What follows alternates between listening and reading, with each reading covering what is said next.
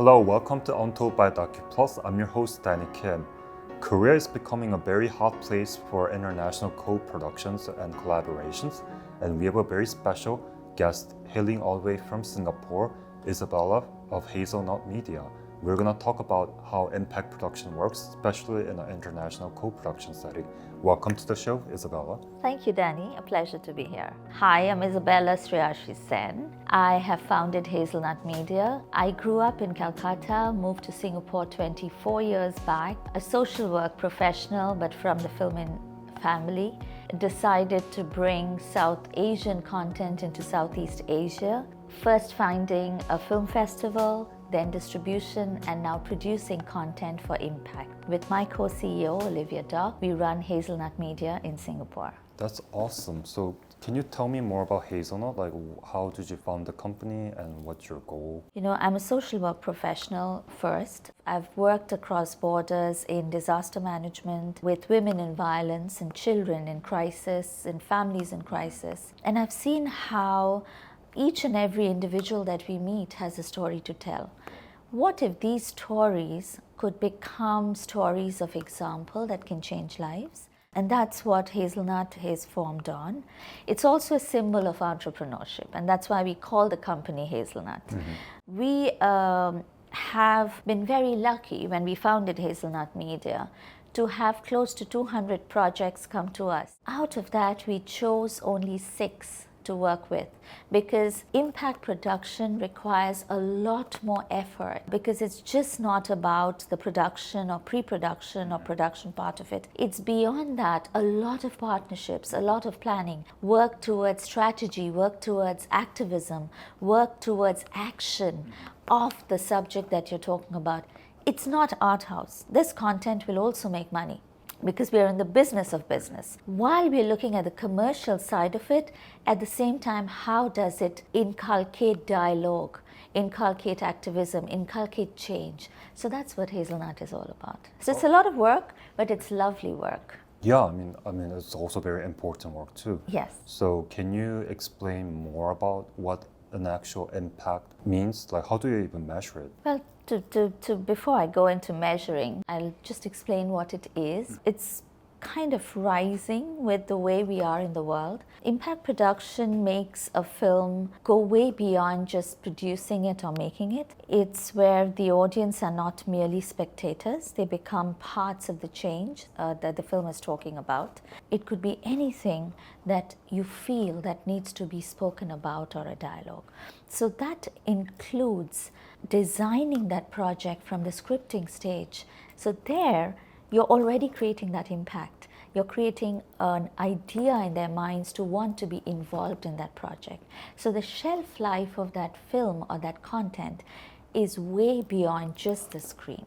That is what impact production is. So does it mean oftentimes those type of impact-driven films have influence in like policy changes? Oh yes, yes. Impact production, as I said, sometimes there have been films that have had a possibility of being an impact production, but they've not had that studio or content house attached that can design an impact production strategy. But they have been tools of change without even realizing it. You can think of many films that have been talking about social change, that have been talking about social issues, but there hasn't been a consolidated strategy beyond its shelf life on a theatrical or a platform. To work with communities or organizations that can then talk about the film beyond its usual audience spectatorship. So let's say a film is finished in 2025. How long can the life of an impact campaign last? Eternity. Yes, eternity. It depends how long you want it to. The fact that the directors and the producers thought of making that film means there is a long-term benefit that you're thinking of. So how do you even measure impact? The measurability is, of course, how much that ripple is caused. What are the kind of partnerships you are having? Sometimes we partner with educational institutions. We have even seen with some projects that we're already doing, some of the partner organizations want that film to bring about policy changes. If that changes, you already see that there's a change mechanism in its way. So every project will have its different measurability. Sometimes it's very interesting. There is a documentary that we are engaging in, and where we're working with women. And when we first planned it, it was just to bring to light the plight of these women in a certain area of work. And we were very, very worried whether we'd even get access to these women. Right. But now that we've gone into partnerships with some organizations in that area, some of the corporates in that area said, we would like to see policy changes at the government level. Where we thought the doors to the corporates wouldn't open, but they want to see a change in the industry. They are giving access to filming, which in itself is changing. And what we're also seeing is the way filming is taking place is also changing. They don't have to be art house and dark and, talking about different way of filmmaking. They can be very commercial films. They can be very audience-friendly films, and that's what we need. We need the audience to come forward and say, we're watching this film, we love it, and we want to be part of it. Right. Measurability is content-specific, subject-specific, but you have to see some kind of change, and change doesn't have to be huge. People even share on social media about the film and start some dialogue. That's a measurable Right, change. because here in South Korea, a lot of these independent documentary films, what they do is, because it's really hard to get programmed in a major theater chains, what they do is they partner up with organizations that host community screenings. Is it wiser to have for filmmakers to even think about implementing an impact campaign from the development and pre-production phase? Yes, because the strategic partnerships, of course, they develop as we go along, and it's a very interchangeable process. It's a dialogue that happens between us and the director. But strategic partnership is very important. You have to be very, very intelligent on who are the partners that are going to be very important for that film's journey. They are not going to usurp, in a way as well, the film's messaging, the director's vision. What are the kind of communication mechanisms that the film needs to work around, where you are not negatively impacting the film's message as well. This planning stage starts right from the pre-production stage, sometimes from the scripting stage, where even the planning of scenes, what needs to be shot, what are the things that will add to the impact of the film are very important. It's a lot of work, but we find it as a very good challenge, because at the end of the road, it is a very different feeling where you feel you have engaged the community into your process of filmmaking. I'm sure you guys have done a lot of international projects over the years. I had been busy distributing. I've distributed 120 films. And that's when I decided that, yes, it's time to be a producer. And I had been, I could say, warned by a lot of friends in the industry and said, production is a very different ballgame. Don't go into producing. And I thought, no, it's about time, because when you distribute, you get a nose of the audience, because that is the end cycle, as a lot of people see it, that, after you've made a project, distribution is where you take it to the audience who you've made it for. So when I decided to take up producing, one advantage, I guess, is I had worked through the distribution business very well. So when we get into any project, even though we are a very young producing company, we have so much of experience in distributing that when a script comes to us, the first thing we look at it and say, is this going to get its money back and be able to go to its audience? Very useful skills to have. Yes, because a lot of stories were beautiful, they were passionate. They also could have become impact projects, but they would not get the producing dollars back. Otherwise, as a company, you will not go ahead. You have to know the pulse of the audience, and the pulse of the audience is changing every day. Which audience is wanting what? And as an Asian company, the projects we are working with are very diverse. So that's a question we also get asked is, the projects that you're doing, what genre do you look at? Do you look at horror? Do you look at... No, we don't. We are genre agnostic. We are language agnostic. The only thing we are very specific of is two things. They have to have an Asian heart, and they have to have a global storytelling with the impact attached to it. As long as those are ticked, we are fine. They could be horror. We're doing a horror series with the Philippines. We have just completed an Indian content film on influencer marketing. We are doing a documentary with you, which is on war. We're doing a documentary on women. We are doing an older romance between UK and India. It's across genres. Yeah, you guys have a wide spectrum. Very. Each and every story from the beginning when we read it said, this has a very global impact attached to it, and we can plan an impact strategy around it.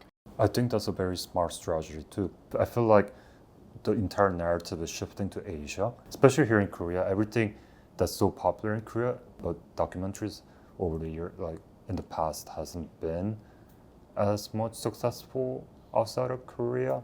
So maybe that might change. What do you think? It may change with August again. Yes. So speaking of August again, how do we connect? Can you share our tidbit of how we met? It's interesting because we were invited to come to Hong Kong to look at projects. We weren't planning, in fact, to look at any other new project other than the ones we were already meeting at the industry. And then we met your colleague, and she mentioned some of the documentaries, and we said we'd love to meet with Danny. And then we met you the next day, and you just mentioned August again, and we looked at the poster. Just the day before in the evening, Olivia and I had been talking about war. Maybe this is the first time I'm sharing on camera. We'd been wanting to work on war, especially Gaza, and migration for the longest time. And then you spoke of August again. And it appealed in its essence that you had started shooting, but you had not started talking about the impact production part of it. But this film, we felt, needed a hand-holding on the impact strategy, and it had a huge potential. So we had a very lukewarm conversation. We went back and we said, it's a very important discussion one needs to have. And the second, it's an Asian point of view of war. And we are at a place where war has devastated more lives than we can even encounter. At nuclear strategy that has devastated 80 years back, and we're still living through it. Why aren't people talking about it? War doesn't affect only now. What Gaza is also doing today, what Ukraine and Russia is doing today, is going to be felt hundreds of years later. Yes. And that is what we need to talk about. And from the Asian side, it hasn't been talked from the Asian side and the Korean side of it. What August again also did, which every time, which you have seen, I have seen, all of us have seen, every time we talk about Hiroshima and we say, this is the Korean side of the story. Oh, there were Koreans there? Yeah, nobody. Even myself, before working on this film, I had zero clue that there were Koreans. Yes, so it's a first. So if it's a first, imagine the kind of impact we are already having when we are talking about it. And I think the dialogue on this documentary, wherever it goes, it's already going to be creating impact. And the second reason I think we wanted to be part of it is it's from the eyes of a woman and a survivor. It will give hope not just to war survivors, but to every woman and mother who has struggled to make a life for herself and a child. It shows that strength of motherhood, and also it's about resilience. Yes. And even though you may not be necessarily associated with the atomic bomb, maybe some mothers who are raising disabled children, they can easily relate to yes, her and struggles. It could happen to us. Mm-hmm. The way the world is, something like this can happen to anyone. Yes.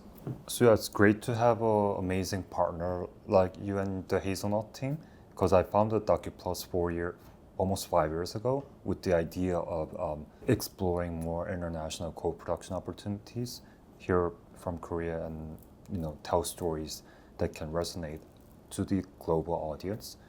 So speaking of Korea, now that you're here, what brought you here, and talk about K-Docs. How was your experience, and how is Korea, especially the government and all these like entities, are trying to help push Korean story out to the global audience? Well, this is not my first time to Korea. My third trip to Seoul, many to Busan, and I just love coming back. And I see how much the Korean government supports its own people. Even the space we're sitting in today, right? It promotes that you have that space, not just a physical space, but your mental space and the financial space to pursue what you have to, which brings us to where we are at K-Docs. A large part of impact production and what Hazelnut believes in is cross-border collaboration. Impact production lies on that cradle of building bridges. And I think that's where finding a partner in Korea, finding a home of the documentary in Korea, where from there we can tell a nation story, matters a lot, Danny. Because I haven't been to any other international pitches outside of Korea. Did you notice any similarities or difference? The most beautiful thing about K-Docs was the warmth. From the time they contacted me to come here to host me, to the time we've come here and we pitched, it was very homely, at the same time very international. You look at the jury that's sitting there, it's across the board. You have people from the US, you have people from UK, you have people from Europe and across Asia, plus Korea. You have some of the biggest broadcasters sitting there looking at your pitches.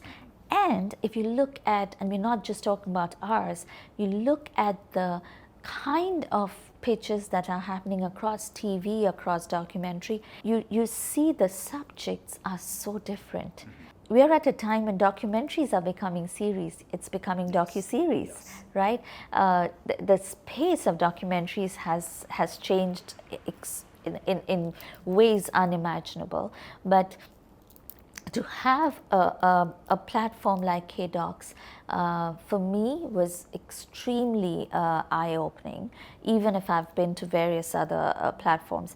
As a documentary filmmaker, sometimes when you're working on your own projects, it can be quite isolating, Yes. you know, so to see like the convening of all the different projects coming together Yes. to showcase Yes. to the wider audience and the decision makers. Yes. It was a way for me to connect with other fellow Oh, yes. documentarians. Yes. So I do appreciate K-Docs to having a platform like that, Yes. and the idea of pushing the Korean story. Hopefully this platform will grow bigger and bigger and, you know, become like one of the leading documentary hub in Asia. The biggest takeaway was the openness to discuss. There was feedback, there were questions, there was interchange of ideas, not just with the mentors, but also among the documentary filmmakers and producers. That makes a lot of difference, yes. So what's next?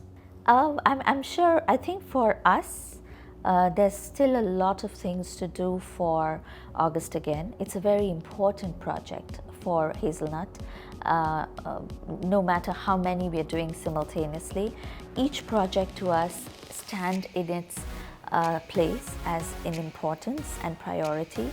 August Again is a subject that is not just about Hiroshima, not just about the Korean survivors. While we're not, and it's not saying that that's not important, that has its importance. Similarly, the importance of war that it addresses, that you are showing, is very important, and that needs discussed. We already have very good partners on the project. We are working towards the right strategy with partners on this project, and it will ripple to perhaps becoming a documentary that sets the bar very high on what is happening in the world today. So that is definitely next for August Again. Yes. Another very important step that we've undertaken is building an AI tool in production budgets for independent producers like yourself, and close to 150,000 across the world that we're working very closely with.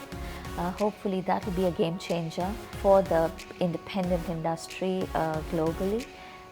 So yes, we are busy, but happy busy between Olivia and I, building bridges across Asia and Europe and across the world and creating the change that needs to be. Great. Yeah, I think that's all the time we have today. Well, we had a very wonderful discussion today about impact production and how two countries are collaborating to especially make a meaningful documentary such as August Again. Yes. I'm sure our audience also took away a lot of messages, learning about how to measure what makes a good impact or not, vice versa. And we just had the successful KDocs pitch. Oh yes, a wonderful one. Yes, and hopefully this is just the beginning of many, many more international pitches that we're gonna encounter. Thank you so much for your time, Isabella. It was a You pleasure. came all the way from Singapore. It was a pleasure, and thank you for inviting me to Korea once again. Thank you. So if you enjoyed our show, please subscribe and follow us, our journey, and we'll be seeing you again next month. Thank you. Hey.